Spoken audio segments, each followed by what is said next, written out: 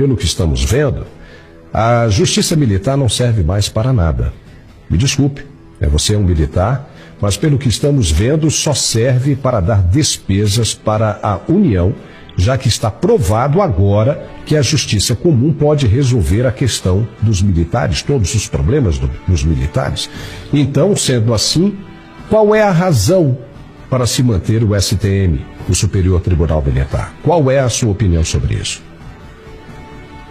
Você toca num dos pontos cruciais de toda essa crise que nós estamos vivendo. E eu vou remeter ao início do problema, quando a gente começa ali numa primeira atitude muito estranha, quando o ministro Lewandowski era o presidente do processo de impeachment da presidente Dilma Rousseff, e ele rasga a Constituição e faz uma exceção separando a perda dos direitos políticos do mandato.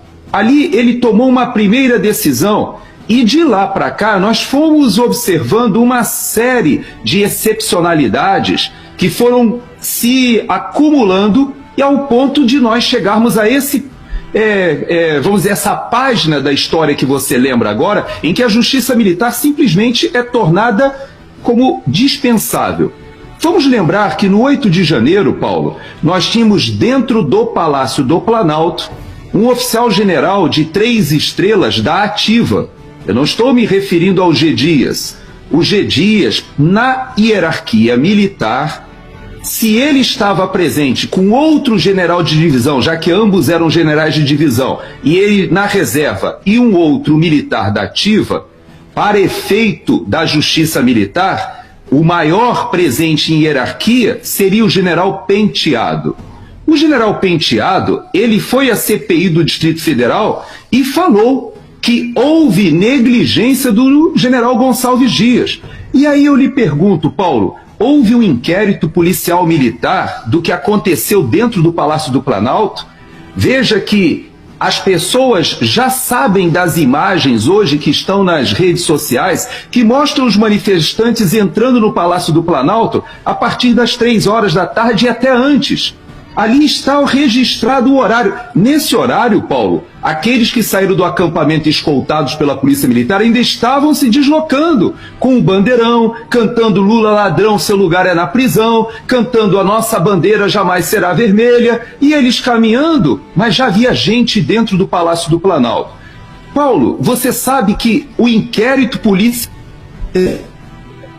absorvido ou foi levado para a Polícia Federal e não houve uma conclusão com as imagens ali, porque elas foram levadas para o Supremo Tribunal Federal. Então, naquele momento, Paulo, eu conversei com vários amigos e você me toca num ponto muito sensível, porque hoje o alto comando do Exército, todos no alto comando do Exército são meus contemporâneos.